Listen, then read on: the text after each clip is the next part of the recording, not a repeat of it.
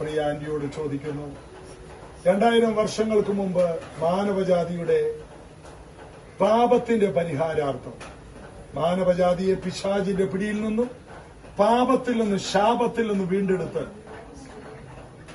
നിത്യതയിലേക്ക് സ്വന്തമാക്കി വീണ്ടെടുക്കേണ്ടതിന് ഈ ഭൂമിയിലേക്ക് വന്ന യേശു ഒരു കന്യകയിലൂടെ ജാതനായി 30 വർഷം രഹസ്യമായി ജീവിച്ചു.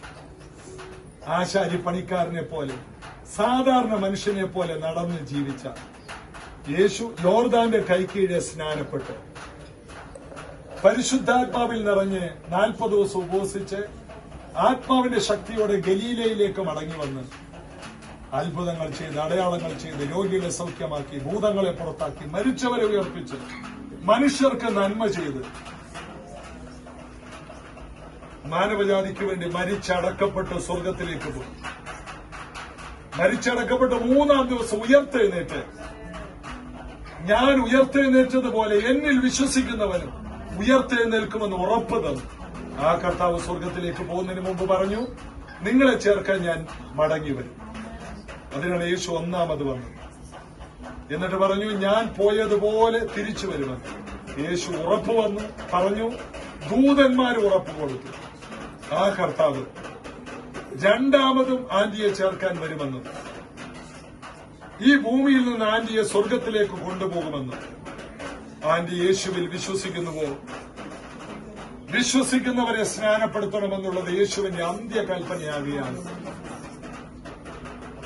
ആന്റി പരസ്യമായി ഇവിടെ യേശുവിൽ വിശ്വസിച്ച് സാക്ഷീകരിച്ചതുകൊണ്ട് ദൈവസഭയെയും ദൈവദൂതന്മാരെ സാക്ഷി നിർത്തി. ഞാൻ ഈ പ്രിയ സഹോദരിയെ പിതാവിന്റെയും പുത്രന്റെയും പരിശുദ്ധാത്മാവിന്റെ നാമത്തിൽ ഇവിടെ സ്നാനം കഴിപ്പിക്കുന്നു. അന്ത്യത്തോളം വിശ്വസ്തയോടെ മകളെ നീയുമായിരുന്നാൽ നീ ജീവകിരീടം പ്രാപിക്കും, കർത്താവിന്റെ വരവിൽ എടുക്കപ്പെടും. സഭ ഒരുമിച്ച് ആമേൻ പറഞ്ഞു.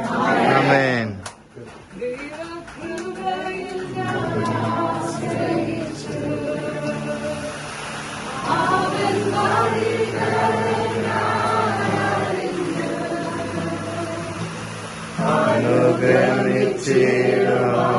അനുഗ്രഹിച്ചിടുവാൻ